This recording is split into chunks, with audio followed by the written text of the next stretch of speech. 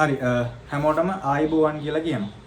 අද 4R සංකල්ප කියන මාතෘකාව ගැන කතා කරන්න තමයි මේ වීඩියෝ එක අරගෙන එන්නේ. ගොඩක් අය දන්නේ නැති 4R සංකල්ප කියන්නේ මොකක්ද කියලා. හරි 4R සංකල්ප. මේ 4R සංකල්ප තියෙන ළමයි 12 වසර දෙවෙනි පාඩමේ. හරි 12 වසර දෙවෙනි පාඩමේ ඔයාලට බලා ගන්න පුළුවන් 4R සංකල්ප. මේ 4R සංකල්ප වලින් ගොඩක් ප්‍රශ්න අහලා තියෙනවා. ගොඩක් අවුරුදු වල ඔයාලට බලන්න පුළුවන්.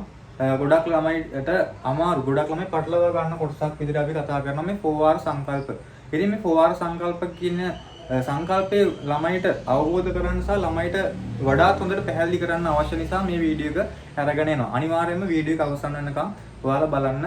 ඔයාලට ගොඩාක් වැදගත් වෙයි. ගොඩක් ළමයිට තියෙනවා එක එක ප්‍රශ්න මේ 4R සංකල්ප සම්බන්ධයෙන්. සංකල්ප හතරයි තියෙන්නේ. හරි සංකල්ප හතරයි තියෙන්නේ. පළවෙනි එක ප්‍රතිචක්‍රීකරණය, දෙවෙනි එක නැවත භාවිතය, තුන්වෙනි එක භාවිතය අඩු කිරීම, හතරවෙනි එක නැවත ස්ථාපිත කිරීම විදිහට සංකල්ප හතරක් තියෙනවා. ඒතර ඇයි මේ 4R කියලා කියන්නේ? R කියන්නේ ළමයි ප්‍රතිචක්‍රීකරණය ගත්තොත් අපි කියන්නේ රීසයිකල් කියලා. නැවත භාවිතා කරනවා කියලා කියන්නේ රියුස්. භාවිතය අඩු කරනවා කියන්නේ රිඩියුස්. ඒ වගේම නැවත ස්ථාපිත කිරීම කියන්නේ රීප්ලේස්. ඒතර මේ ඔක්කොම පටන් ගන්නෙ R අකුරෙන්. හරි? R අකුරෙන් තමයි පටන් ගන්න. එතකොට අපි 4R සංකල්ප කියලා තමයි කියන්නේ. හරි? ඔයාලට බලා ගන්න පුළුවන් මේ රීසයිකල් කියන්නේ R, reuse, reduce, replace. එතකොට R අකුරෙන් පටන් ගන්න නිසා අපි 4R සංකල්ප කියලා කියනවා. එතකොට මොනවද 4R සංකල්ප? පළවෙනි එක ප්‍රතිචක්‍රීකරණය, දෙවෙනි එක නැවත භාවිතය, තුන්වෙනි එක භාවිතය අඩු කිරීම, හතරවෙනි එක නැවත ස්ථාපිත කිරීම විදිහට අපි සංකල්ප හතරක් ගැන කතා කරනවා. එහෙනම් අපි බලමු එකින් එක වෙන වෙනම බලමු මොනවද මේ සංකල්ප කියලා. අපි ඉස්සෙල්ලාම බලමු මොකද්ද මේ ප්‍රතිචක්‍රීකරණය කියන්නේ කියලා. පළවෙනි සංකල්පේ ප්‍රතිචක්‍රීකරණය. ළමයි බලන්න මේ ප්‍රතිචක්‍රීකරණය කියලා කියන්නේ ප්‍රතිචක්‍රීකරණය යටතේ අපිට මෙහෙම කියනවා. මෙහිදී අපද්‍රව්‍ය වෙන්කොට වෙනත් භාණ්ඩයක් නිෂ්පාදනය කළ හැකි ද්‍රව්‍යයක් බවට පත් කිරීම සිදු වෙනවා කියලා. ඒ යටතේ මෙහෙම කියනවා. මෙහිදී ද්‍රව්‍යවල පවතින භෞතික තත්ත්වය වෙනස් කිරීමට ලක් වෙනවා කියලා. එතන මේ ප්‍රතිචක්‍රීකරණයේදී වෙන්නේ ළමයි ඒ ද්‍රව්‍යවල පවතින භෞතික තත්ත්වය වෙනස් කිරීමක් තමයි ප්‍රතිචක්‍රීකරණයේදී වෙන්නේ. හරි? ඒ කියන්නේ අපද්‍රව්‍ය වෙන් කරලා වෙනත් භාණ්ඩයක් නිෂ්පාදනය කරන්න පුළුවන් ද්‍රව්‍යයක් බවට පත් කිරීමක් තමයි ප්‍රතිචක්‍රීකරණයේදී වෙන්නේ. ඒතර ළමයි ප්‍රතිචක්‍රීකරණය කොටස් දෙකකට බෙදනවා. ප්‍රතිචක්‍රීකරණය කොටස් දෙකකට බෙදනවා. අතිචක්‍රීකරණය සහ අවචක්‍රීකරණය කියලා. අපි බලමු මොකද්ද අතිචක්‍රීකරණය කියන්නේ සහ මොකද්ද අවචක්‍රීකරණය කියන්නේ කියලා. මොකද්ද ළමයි අතිචක්‍රීකරණය කියලා කියන්නේ?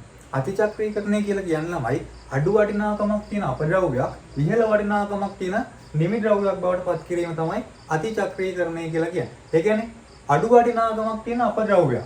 හරි? අඩු වටිනාකමක් තියෙන අපද්‍රව්‍යයක් ඉහළ වටිනාකමක් තියෙන නිමි ද්‍රව්‍යයක් බවට පත් කිරීම. මේකේ අතිචක්‍රීකරණය. ඒ කියන්නේ අති කියද්දී නෝට තේරෙනවා. අති. ඒ කියන්නේ අති. ඒ කියන්නේ අඩු වටිනාකමක් තියෙන දෙයක් වැඩි ඉහළ වටිනාකමක් තියෙන දෙයක් බවට පත් කරනවා කියලා එක ඔයාලට තේරෙනවා නේ අති. ඒ කියන්නේ මේ අතිචක්‍රීකරණය කියද්දිම තේරෙනවා.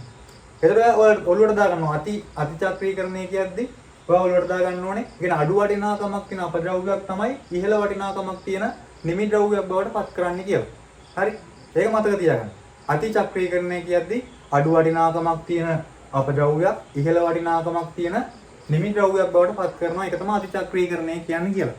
ඒ වගේම අවචක්‍රීකරණය කියන්නේ මොකද්ද? ඒ කියන්නේ අවචක්‍රීකරණය. අවචක්‍රීකරණය. ඒ කියන්නේ මොකක් හරි ඉහළ වටිනාකමක් තියෙන දෙයක් අඩු වටිනාකමක් බවට පත් කරන එකක් වෙන්න ඕනේ නේ. අවචක්‍රීකරණය කියන්නේ. බලන්න අවචක්‍රීකරණය කියන්නේ මොකද්ද? ඉහළ වටිනාකමක් තියෙන නිෂ්පාදිතයක්. ඉහළ වටිනාකමක් තියෙන නිෂ්පාදිතයක් අඩු වටිනාකමක් තියෙන අමුද්‍රව්‍යයක් බවට පත් කරන එක තමයි අවචක්‍රීකරණය කියලා කියන්නේ. හරි? එතකොට අතිචක්‍රීකරණයේදී මොකද්ද කිව්වේ? අතිචක්‍රීකරණයේදී කිව්වේ අඩු වටිනාකමක් තියෙන අපද්‍රව්‍යයක් ඉහළ වටිනාකමක් තියෙන නිමි ද්‍රව්‍යයක් බවට පත් කරා. එතකොට අවචක්‍රීකරණයේදී වෙන්නේ ළමයි ඉහළ වටිනාකමක් තියෙන නිෂ්පාදිතයක් අඩු වටිනාකමක් තියෙන අමුද්‍රව්‍යයක් බවට පත් කරනවා. ඔන්න ඔක තමයි අතිචක්‍රීකරණය සහ අවචක්‍රීකරණය කියන්නේ. හරි? අපි එතකොට ওই විදිහට ප්‍රතිචක්‍රීකරණය කියන සංකල්පය ගැන කතා කරා. එහෙනම් අපි බලමු නැවත භාවිතය කියන සංකල්පය ගැන. ළමයි මොකද්ද නැවත භාවිතය කියලා කියන්නේ? බලන්න. නැවත භාවිතය කියලා කියන්නේ නිෂ්පාදන කාර්යයේදී වෙන්න පුළුවන්, පාරිභෝජන කාර්යයේදී වෙන්න පුළුවන්.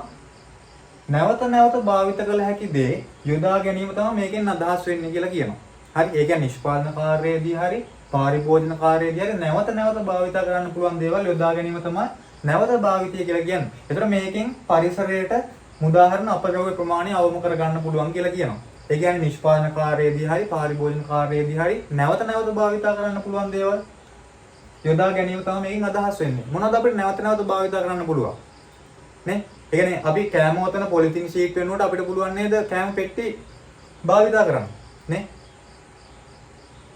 කෑම හොතන පොලිතින් ෂීට් වෙනුවට අපිට කෑම පෙට්ටි භාවිත කරන්න පුළුවන්. හරි? ඒ කියන්නේ නැවත භාවිත කළ හැකි දේවල් යොදා ගැනීම තමයි මේ නැවත භාවිතය කියලා කියන්නේ. තේරුණානේ? එතකොට අපි මේ වෙද්දී 4R සංකල්පවල ප්‍රතිචක්‍රීකරණය කියන්නේ ඒ වගේම නැවත භාවිතය කියන්නේ මොකක්ද කියන එක කතා කරා. එහෙනම් අපි බලමු ඊළඟට භාවිතය අඩු කිරීම කියන්නේ මොකක්ද කියලා.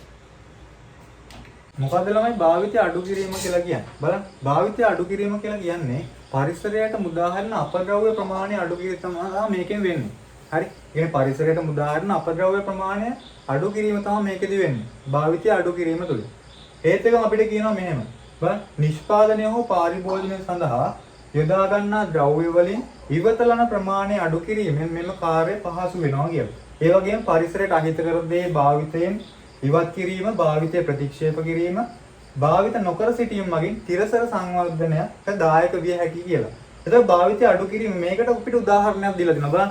උදාහරණයක් දීලා දෙනවා. ඒ කියන්නේ භාණ්ඩයක ඇසුරුම සඳහා දි รา පත් නොවන පොලිතින් භාවිත නොකර සිටීම. අන්න ඒක භාවිතය අඩු කිරීමට උදාහරණයක්. නේ? ඒ කියන්නේ දි รา පත් නොවන, ඒ කියන්නේ ඇසුරුම් සඳහා දි รา පත් නොවන පොලිතින් භාවිත නොකර ඉන්න පුළුවන්. හරි? භාණ්ඩයක ඇසුරුම සඳහා දි รา පත් නොවන පොලිතින් භාවිත නොකර සිටින්න පුළුවන්. ඒ භාවිතය අඩු කිරීමට උදාහරණයක්. හරි මොකද්ද භාවිතය අඩු කිරීම කියලා කියන්නේ? ඒකට පරිසරයට මුදාහරින අපද්‍රව්‍ය ප්‍රමාණය අඩු කිරීම තමයි මේකෙන් කියන්නේ. හරි? ඒ වගේම කිව්වා නිෂ්පාදනය හෝ පාරිභෝජනය සඳහා යොදා ගන්න ද්‍රව්‍ය වලින් ඉවතලන ප්‍රමාණය අඩු කිරීම මේ කාර්යය පහසු වෙනවා කියලා. ඒ වගේම පරිසරයට අහිතකර දේ භාවිතයෙන් ඉවත් කිරීම, භාවිතය ප්‍රතික්ෂේප කිරීම, භාවිත නොකර සිටීම මගින් තිරසර සංවර්ධනයට දායක වෙන්න පුළුවන්. මේ භාවිතය අඩු කිරීමට උදාහරණයක් කිව්වා. ඒ කියන්නේ භාණ්ඩයක ඇසුරුම සඳහා දි รา පත් නොවන පොලිතින් භාවිත නොකර සිටීම අපිට කරන්න පුළුවන්. හරි? ඒක භාවිතය අඩු කිරීම සඳහා උදාහරණයක්. මේ 4R සංකල්පවල දැන් තුනක් කතා කරලා ඉවරයි. මොකද ප්‍රතිචක්‍රීකරණය ගැන අපි කතා කරා. ඒ වගේම නැවත භාවිතය ගැන අපි කතා කරා. ඒ වගේම භාවිතය අඩු කිරීම කියන්නේ මොකක්ද කියලා කතා කරා. එතකොට අපිට අවසාන වශයෙන් කතා කරන්න තියෙන්නේ නැවත ස්ථාපිත කිරීම කියන සංකල්පය ගැන. එහෙනම් අපි බලමු නැවත ස්ථාපිත කිරීම කියන්නේ මොකක්ද කියලා. හරි අපි බලමු එහෙනම් 4R සංකල්පවල අවසාන එක. මොකද්ද? නැවත ස්ථාපිත කිරීම. නැවත ස්ථාපිත කිරීම කියලා කියන්නේ ළමයි භාවිත කරන ස්වභාවික සම්පත් වලින් නැවත ස්ථාපිත කරන්න පුළුවන් සම්පත් නැවත පරිසරය තුළ ස්ථාපිත කිරීම තමයි නැවත ස්ථාපිත කිරීම කියලා කියන්නේ. මේකට අපිට උදාහරණයකුත් දීලා දෙනවා බලන්න. ඒ කියන්නේ දව වගේ දේවල් වැඩිපුර භාවිතා කරලා නිෂ්පාදන කටයුතු කරන ව්‍යාපාර වලට පුළුවන් වනවගා ව්‍යාපෘතියක් ආරම්භ කරන්න. හරි?